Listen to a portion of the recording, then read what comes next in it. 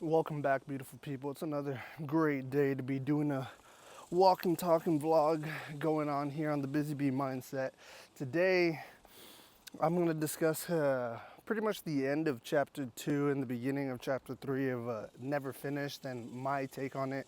Again, this is an audible book that I've been listening to by David Goggins, and I love his audibles.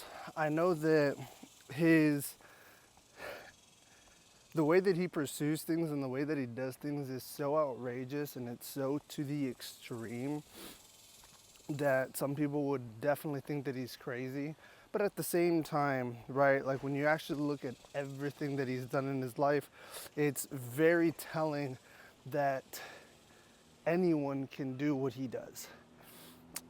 You just have to have the right mindset, you have to have the right discipline, and you just can never give up. You can never give in. The past chapters that we were just watching about were actually talking about mental toughness. I've discussed this a little bit before in the past in my videos, but the mental toughness that he goes on to describe is pretty much that it's a muscle. That just like everything else in life, if you don't constantly utilize a muscle, then eventually it'll start to deteriorate and become a little bit weaker. And he goes on to explain how throughout his journey of making his first book, Can't Hurt Me, doing all these keynote speaker events and going out and about and talking about his life and doing this and that, eventually he ended up getting some pretty bad atrial fibrillation in his heart, having a big heart condition. He couldn't work out as much as he would like to. The doctors definitely recommended not to do that. And it took quite a few months before they gave him the okay to do all of this again. But during those months of pretty much not as much activity as he used to do, he definitely started to get a little complacent. He started to get a little fearful that he wasn't going to be able to do the things that he used to be able to do. And if he wasn't going to be as active or as hard as he likes to say, then he didn't want to be posting anything on social media at all. Throughout this process, he was invited by a good friend of his to do like a 100-mile ultra marathon again. And he was procrastinating. He was pretty much saying no, that like, I need to recover, I need to do this, I need to do that. And he would push it off. But it came to a point where eventually he started to realize that he was getting complacent. That in his prime, when he was over 300 pounds and had to lose well over 100 pounds in just under 3 months to be accepted into the Navy SEALs, he was able to do whatever it took to get to that point, no excuses. And he remembered that if you guys have never seen or heard or read the Can't Hurt Me story, there was something that he mentioned in there. It's absolutely beautiful, and it was the cookie jar. So essentially, anytime that you've ever done something in your life that you thought was going to be difficult, that you thought you wouldn't be able to accomplish, but you did end up actually accomplishing it, that's something in your life that you should put into your cookie jar.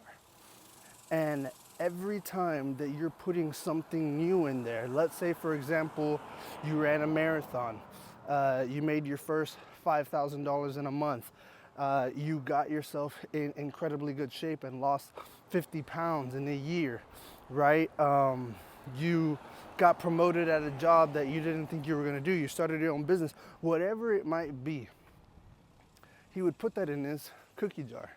And anytime he would face something tough in his life in the present moment, he would remember, with all those doubts in his head, he would remember and grab something out of his cookie jar to remind him of the accomplishments that he has done and that has moved him forward.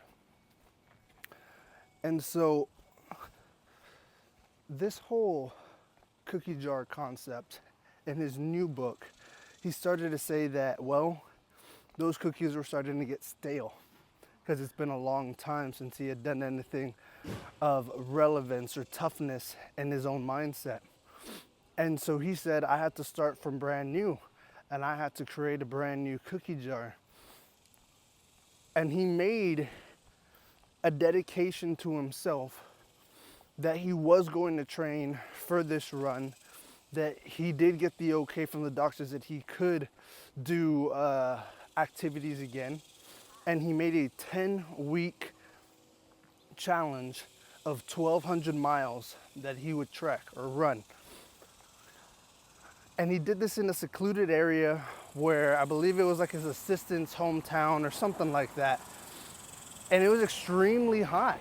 Every single day he'd be going out and he'd be running. He'd be eating the frog. He'd be doing the things that nobody wanted to do. And there was one day in particular that really spoke to him. There was a day where it was well over 100 degrees outside. Nobody was out because it was extremely hot. The air quality was terrible. The humidity was terrible. But by this time in his life, a lot of people had already known who David Goggins was, what he's about, and what he does. And so on this day, while he's doing a trek, a mile run, doing all, I think he did 10, 15 miles, something like that, there was a passenger by. Like some of these cars that are walking by or driving by me right now, there was a car that drove by, saw this crazy lunatic running out here, and so he ended up doing a U-turn and going back to him and saying something like, Goggins, David Goggins, what are you doing out here, man? It's extremely hot. And Goggins just glances at him, notices that, yeah, he's in pretty good athletic shape. He's pretty nice, well fit. But he responds to him saying, because you're not.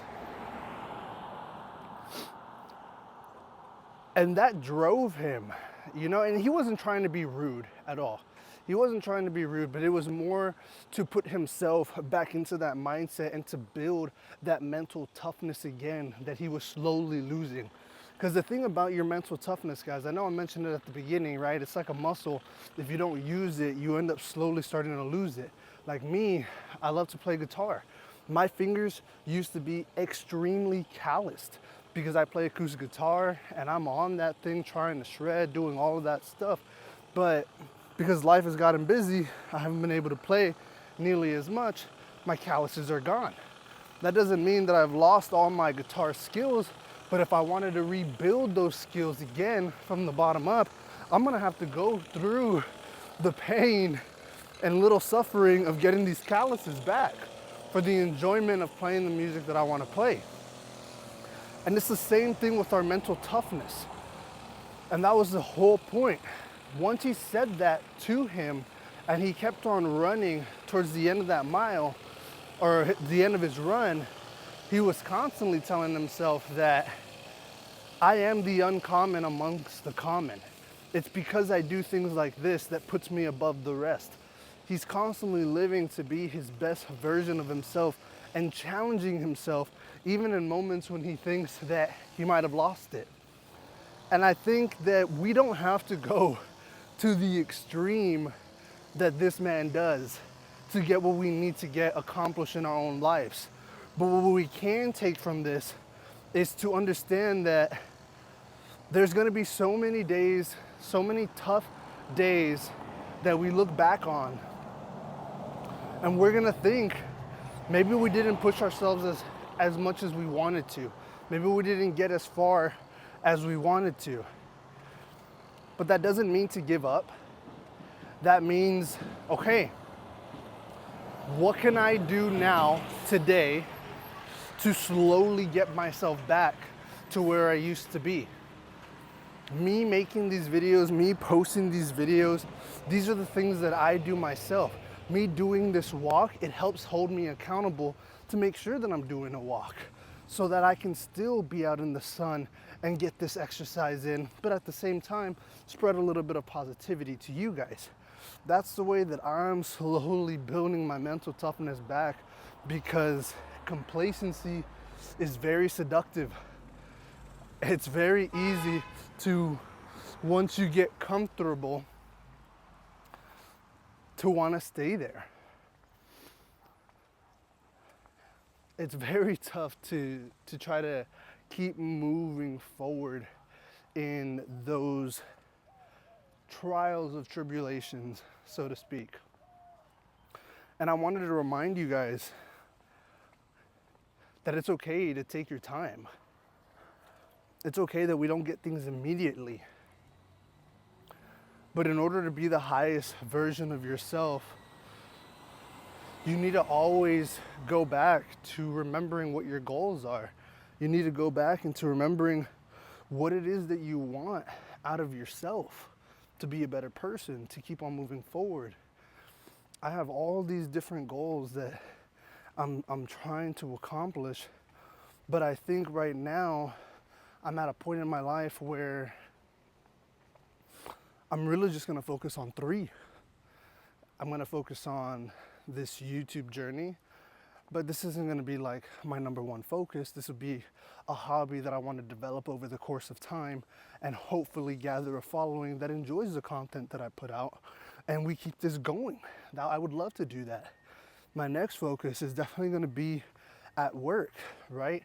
I definitely don't wanna work forever at the job that I'm at, but for the time being, since I'm there, I might as well stop looking at it as a crutch and looking at it more as an opportunity, a stepping stone to get me to the place where I want to be.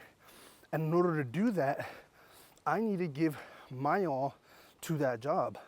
And if I feel as though I'm not giving it my all, then that's the mindset shift that I need to go ahead and fix. And my third focus is eventually I would like to start my own online business. And so that's a side hustle that I think I can pursue outside of my working hours. I'm a video gamer. I like to play guitar. I like to do all these other things on my off time. And sometimes because I'm doing all of these activities and then I just go to work, I don't feel like I'm doing something productive, right? So this is a way for me to refocus, re-energize, take a step back from the video games and remember that I have bigger goals that I've set out for myself. And if I don't start now, the time is just gonna keep on clicking. You know, time can definitely be our best friend, but it can also for sure be our worst enemy, depending on how we utilize it. Everyone has the same amount of time in a day. And I think for the most part, past couple of days, past couple of weeks, I've definitely been wasting a little bit of it. And so I want to be better at that. I like to vocally say it out because hopefully by stating it, it'll become something that I'll act on a lot more willingly. But other than that, that's really all I have for today, guys. I hope y'all have a wonderful rest of your day. If you enjoy the content, if you enjoy the walk and talk and listening to me in the background, however it is that you view these videos, please drop a comment, a like, subscribe if you do enjoy this. But I love y'all. Y'all have a wonderful rest of your day. And I'm gonna keep on doing my walk and talks like this. I'm just essentially going to listen to some Audible, some podcasts, and then just dive deep into what I got out of it. And hopefully that's something that you guys can take with you into your daily lives and help you out as well. Until next time.